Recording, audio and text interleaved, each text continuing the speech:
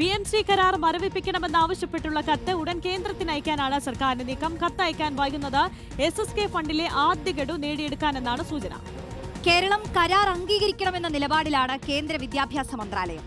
സുനിഷ അയ്യലൂർ ചേരുന്നു. സുനിഷ, മുന്നണിക്കകത്തെ രാഷ്ട്രീയ പ്രതിസന്ധി സമവായത്തിലെത്തിയപ്പോൾ എടുത്ത തീരുമാനമാണ് കേന്ദ്രത്തിന് മരവിപ്പിക്കാൻ ആവശ്യപ്പെട്ടുകൊണ്ട് കത്തയക്കുക എന്നുള്ളത്. പക്ഷേ SSK ഫണ്ടിലെ ആദ്യ ഗഡു നേടിയെടുക്കുക എന്നുള്ള ഉദ്ദേശം തന്നെ ഉണ്ടല്ലോ അല്ലേ?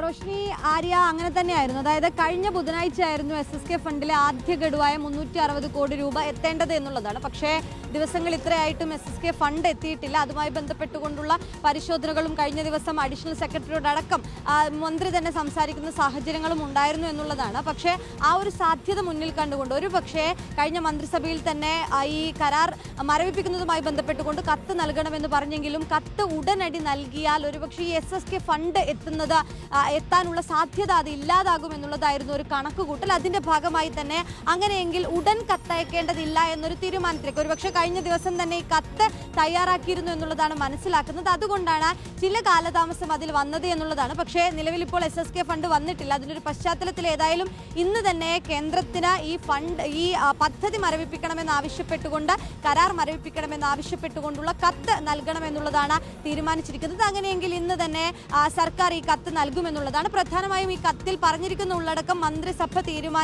മന്ത്രിസഭ കൂടി തീരുമാനിച്ചിരിക്കുന്നത് നിലവിൽ ഇപ്പോൾ ഇതുമായി മുന്നോട്ട് പോകേണ്ട, അതുകൊണ്ട് തന്നെ താൽക്കാലികമായി മരവിപ്പിക്കണമെന്നുള്ളൊരു ആവശ്യമാണ് കത്തിൽ പറഞ്ഞിരിക്കുന്നത് എന്നുള്ളതാണ് നിലവിൽ അറിയാൻ കഴിയുന്നത്. മറ്റു വിവരങ്ങൾ കൂടി ഏതായാലും സ്വാഭാവികമായും കത്ത് നൽകുമ്പോൾ നമുക്ക് ലഭിക്കുമെന്നുള്ളതാണ്. പക്ഷേ വിദ്യാഭ്യാസ വിദഗ്ധരടക്കം പറയുന്നൊരു കാര്യം അങ്ങനെയെങ്കിൽ പോലും കേന്ദ്ര വിദ്യാഭ്യാസ മന്ത്രാലയം അത് സ്വീകരിക്കാൻ ഇടയില്ല എന്നുള്ളതാണ്. ഒരുപക്ഷെ കേന്ദ്ര വിദ്യാഭ്യാസ മന്ത്രി അടക്കം കഴിഞ്ഞ ദിവസം പറഞ്ഞത് ഇത്തരത്തിൽ കേരളം പിന്മാറണമെന്ന് കരുതിയിരുന്നത് പോലും, ഒരുപക്ഷെ കേരളം പിന്മാറാൻ തീരുമാനിച്ചതുപോലും തങ്ങൾ അറിഞ്ഞിട്ടില്ല എന്നുള്ളതാണ് കേന്ദ്ര വിദ്യാഭ്യാസ മന്ത്രി പറഞ്ഞത്. ഒപ്പം തന്നെ മുഖ്യമന്ത്രിയെ അടക്കം പുകഴ്ത്തിക്കൊണ്ട് അഭിനന്ദിച്ചുകൊണ്ട് സംസാരിക്കുന്നതായിരുന്നു ഇന്നലെ കണ്ടിരുന്നത്.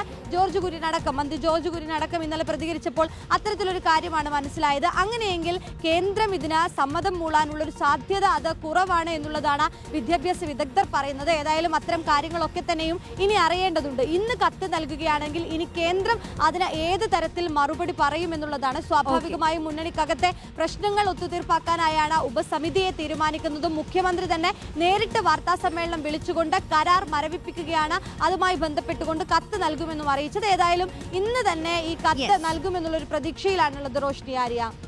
ശരി, സുനിഷ അയ്യലൂരാണ് വിശദാംശങ്ങൾ നൽകിയത്. PM ശ്രീയിൽ കരാർ മരവിപ്പിക്കാനായി സർക്കാർ ഉടൻ തന്നെ കേന്ദ്രത്തിന് കത്തയക്കും.